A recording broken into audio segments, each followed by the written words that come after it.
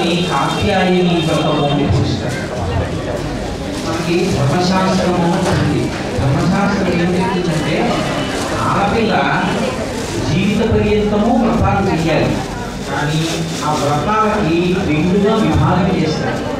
వివాహం పూర్వం చేసే వ్రతం, వివాహానంతరం చేసే వ్రతం. వివాహం పూర్వం అంతా వ్రతం ఎందుకు చేస్తారంటే మంచి భర్త రావాలి అని చేస్తారు. మంచి భర్త రావాలి అని వ్రతం చేస్తే మంచి భర్త ఎలా వస్తారండి?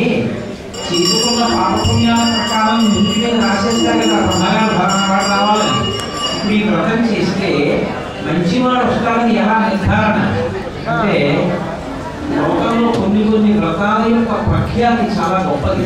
ఒకవేళ దుష్టుడైన వాడు, అల్పాయుద్ధాన్ని ఉన్నవాడు, సంతానం పొందలేని వాడు, అయోగ్యుడైన వాడు భర్తగా రావాలని గత జన్మలలో మీరు చేసుకున్న పాప ఫలితంగా బ్రహ్మగారు రాగమని రాసి ఉంచినప్పటికీ కాత్యాయని వ్రతం, రుక్మిణీ కళ్యాణం ఇలాంటి వాటిలో పాల్గొంటే మళ్ళీ అమ్మవారి అనుగ్రహం చేత యోగ్యుడైన భర్త వస్తారు. అందుకే వివాహం పూర్వం చేసే వ్రతాలన్నీ మంచి భర్త కోసం, వివాహానంతరం చేసే వ్రతాలన్నీ భర్త యొక్క అభ్యున్నతి కోసం, భర్తవారి యొక్క అభ్యున్నతి కోసం చేస్తున్నారు పిల్లలు.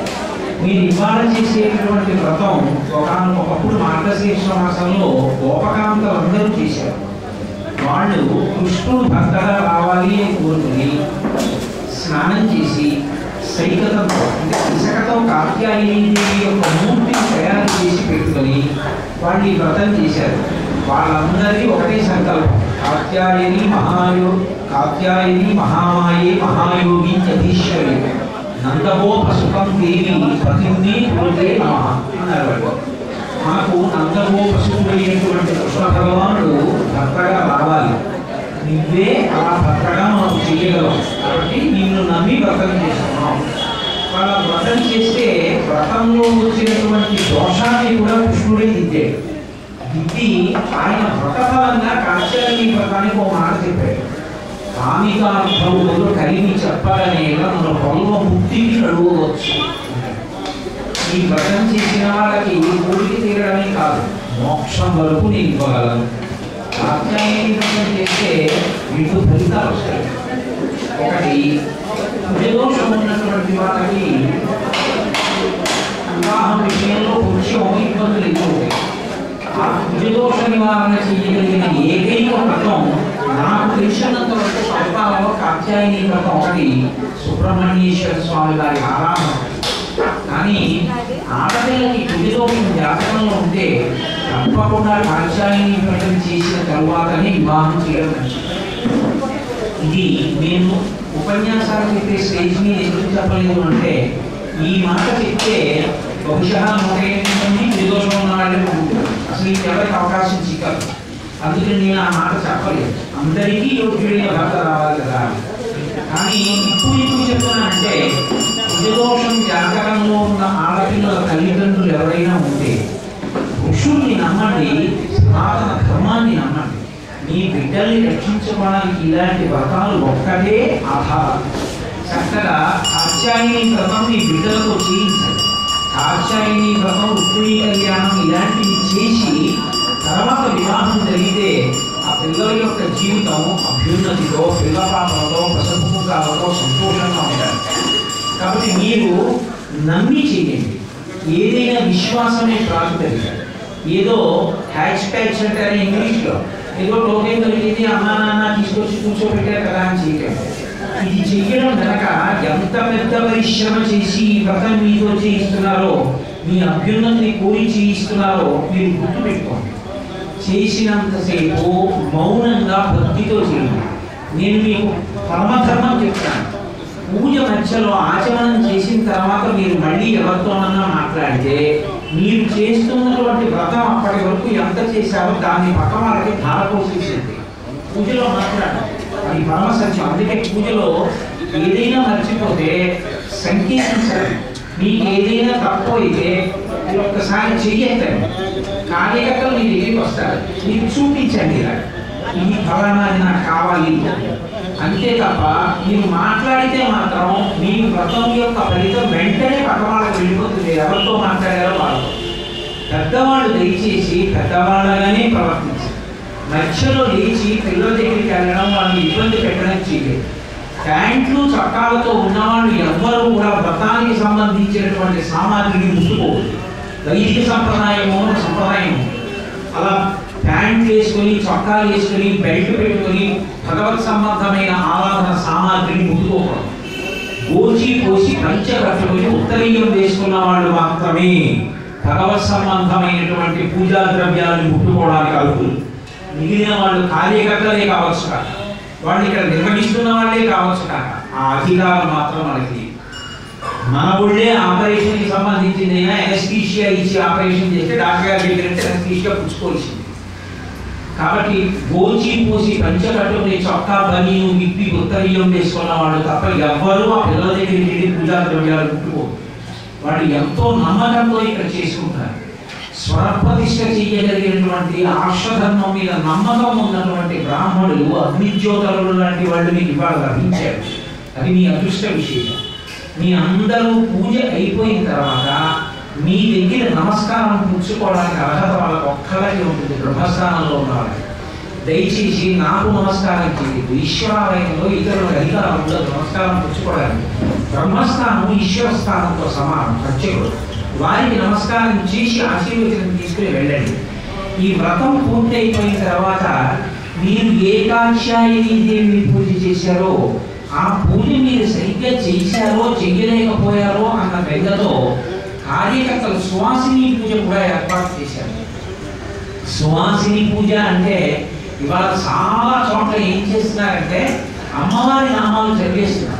కానీ అలా లేదు. వ్యాఖ్యానాలు కానీ కల్పాలు కానీ అలా చెప్పట్లేదు. సువాసిని అని పూజ అందుకోవడానికి ఎవరు అర్హురాలు అంటే ఆవిడికే నామాలు.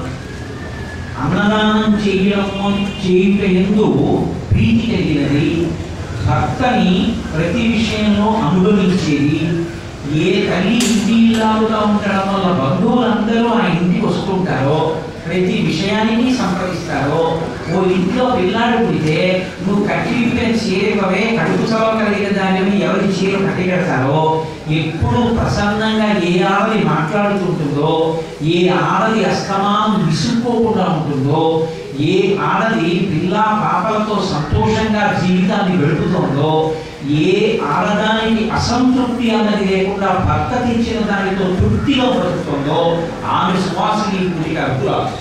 నామాలు రాయండి తప్పించి అమ్మవారి నామం చెప్పరు. ఎందుకు చెప్పరంటేనేమో ఆవిడే అమ్మవారు. దేనివల్ల అమ్మవారు? ఈ గుణం వల్ల అమ్మవారు. అందుకని మీరు ఆ సువాసిని వ్రతకల్పంలో నామాలు వినండి. పిల్లలు రేపు పొద్దున మీరు ఇలా అవుతారు. మీరు మళ్ళీ పూజ అందుకోవడానికి మీకు అర్హత ఎక్కడి నుంచి వస్తుందో మీరు తెలుసుకోండి.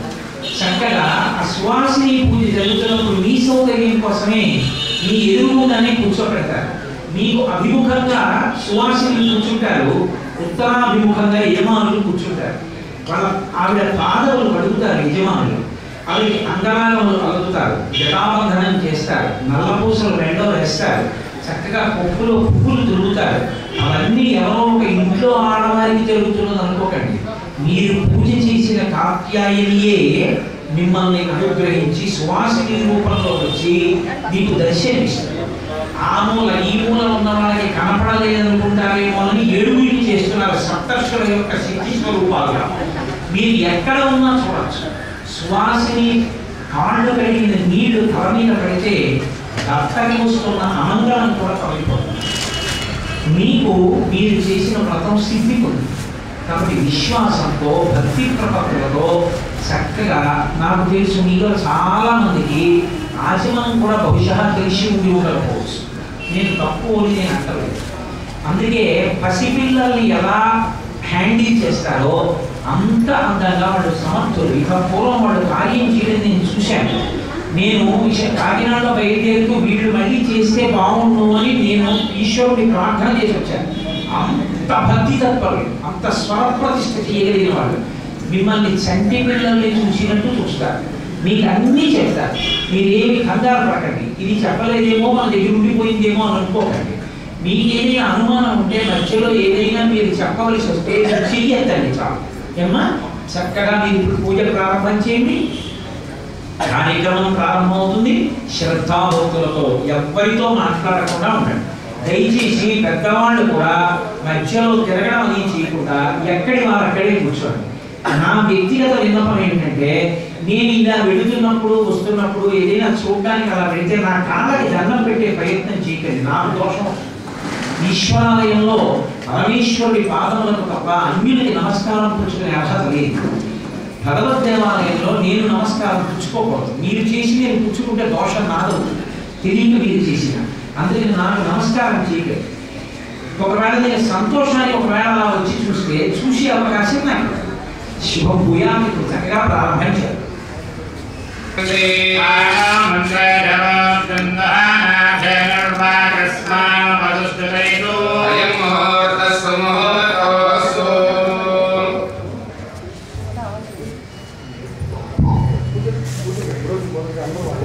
श्री महागणाधिपतये नमः आशम्या केशवाय नमः మంత్రం కూడా ఉద్రంటలు వీలు వేసుకొని చేతులు వేసుకొని 3 సార్లు వేరువేరుగా పుచ్చుకోండి.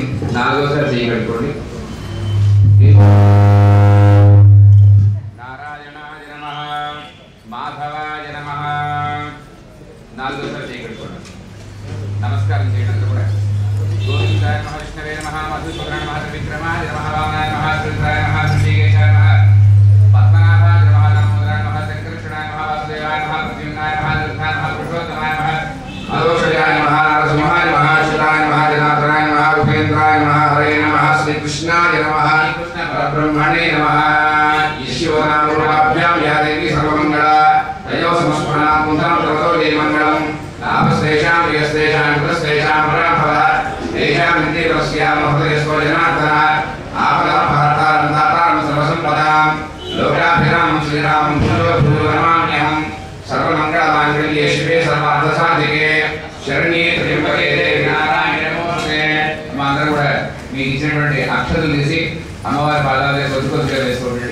శ్రీ లక్ష్మీనారాయణాభ్యాం నమః ఉమా మహేశ్వరాభ్యాం నమః వాణి హిరణ్యగర్భాభ్యాం నమః శశి పురంధరాభ్యాం నమః అరుంధతి వశిష్టాభ్యాం నమః శ్రీ సీతారామాభ్యాం నమః సర్వేభ్యో మహాజనేభ్యో నమః అయం ముహూర్తస్సు ముహూర్తోస్తు ప్రాణారాయమ్యాః అంగుళీయగ్రేణాసికాకం సంపీడ్యం పాపనాశనం ప్రాణాయామం ప్రోక్తం ఋషుభిః పరికల్పితం. కొద్దిగా అక్షరం తీసుకుని వాసన చూసి మీ ఎడం పక్క కొద్దిగా నేల మీద వేసుకోండి. అక్షరం పెద్దవారికి ఎడం పక్క వేసుకోవాలి. ఉద్దిష్టోపనిషాచా హరియతే భూమిభారక హరియతే శాపయోగేన బ్రహ్మకర్మ సమారభే. ఒకసారి ప్రాణాయామం చేసి అందరూ కూడా నమస్కారం చేస్తే చాలు. అలా ఉక్కు పట్టుకుంటే చాలా సరిపోతుంది. వెంటనే కూడా నమస్కారం చేయండి. అంగుళి నాసికాకం సంపీడ్యం పాపనాశనం ప్రాణాయామం ప్రోక్తం ఋషుభిః పరికల్పితం. మామా అనుకుంటున్నారు కూడా ఒకసారి యజమాన్ యజమాన్ సుభాషే ద్వారా శ్రీ పరమేశ్వర ప్రీత్యర్థం శుభే శోభనే ముహూర్తే శ్రీ మహాశివరాజ్ఞేయ ప్రవర్తమానస్య ప్రవణః ద్వితీయ పరార్థేశ్వర కల్పే వైవస్వతమంతరే కలియుగే ప్రథమపాదే జంబూద్వీపే భరతవర్షే ప్రథఖండే మేరో దక్షిణదిగ్భాగే శ్రీశైలస్య ఈశాన్య ప్రదేశే గంగా గోదావరి ప్రదేశే మహోదధీ తీరే భీమమండలే సాలగ్రామ విశ్వేశ్వర సమస్త